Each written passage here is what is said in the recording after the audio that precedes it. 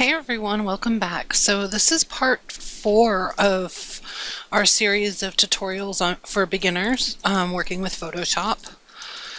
So the previous ones that we've showed you already is cutting and erasing and using the polygonal lasso tool, the mask, and the eraser tool.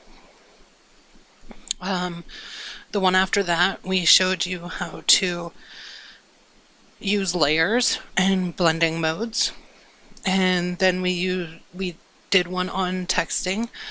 This one I think is particularly important, and we're getting closer into the advanced stuff, and meaning that we're going to teach you how to use the adjustment layers. And adjustment layers. Down here on our little taskbar, we have a little circle that is half gray and half light gray and half dark gray. And up here you have a few choices, well, quite a few choices. You have solid color, gradient, pattern. You have brightness and contrast, levels, curves, exposure. You have vibrance, hue and saturation, color balance, black and white, photo filter, channel mixer, color lockup. You have invert and posterize. You have threshold, gradient map, and selective color. Now, we're going to go first with this particular avatar. We're going to go with hue and saturation. We're going to desaturate it a little bit.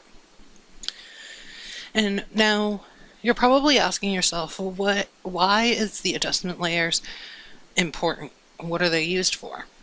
Well, as you can see, these colors right here, they don't match. I mean, obviously this model does not belong on this background. She was on a background that had a kitchen behind her, and I decided to put her on this background. So we're going to desaturate it a little bit, and we're going to kind of lighten her up a little bit. And see how this is starting to match, because the adjustment layer is on top of both images and not just her. So we're starting to make her match a little bit.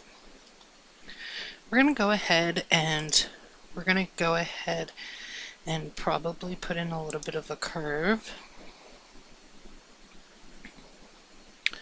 Now, anything that's closer and pulling her down is going to make it darker, and the same with going up is going to make her brighter. So we're messing with the shadows, the brightness of the lighter parts and the shadows of the darker parts. Okay. Now we're going to go ahead and mess with some of the brightness and contrast. Probably going to go ahead and lower the contrast a little bit.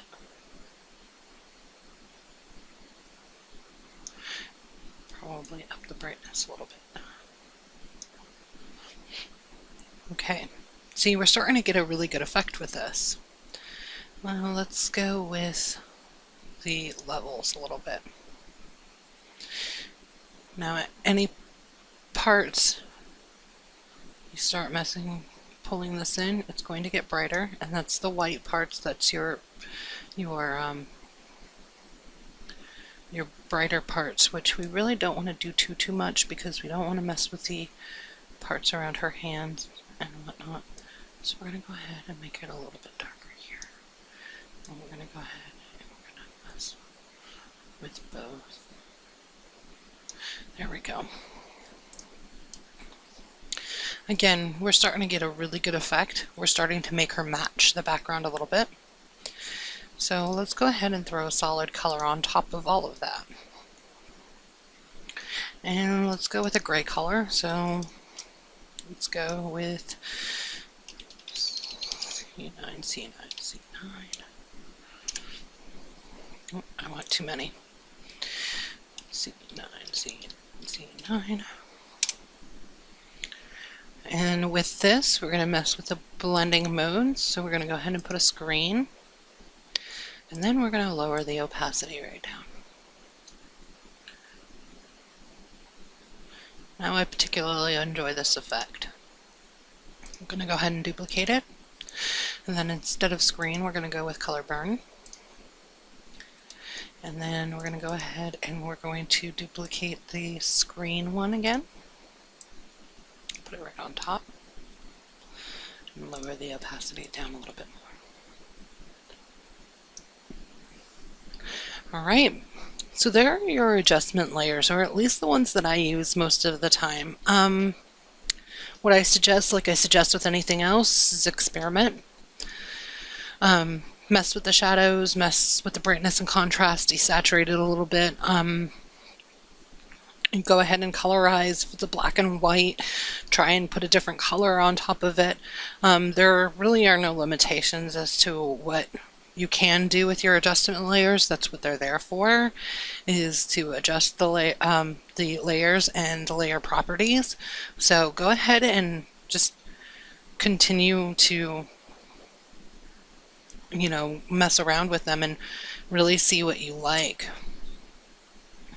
All right, so that's the end of this tutorial. I think we're pretty much done with the whole beginner part. We can start going into more of the advanced things. If you want to move on, go ahead and start looking for my next ones. I think the next tutorial after this is I am going to show you how to erase a background on top of a model instead of cutting a model out. And we're going to be messing more with masks, and we're also going to be messing with more of the blending properties of the layer. So we're going to be kind of taking everything that I have showed you so far, and we're going to kind of mesh them together and start making a more advanced graphic from beginning to end. So stay tuned for that one.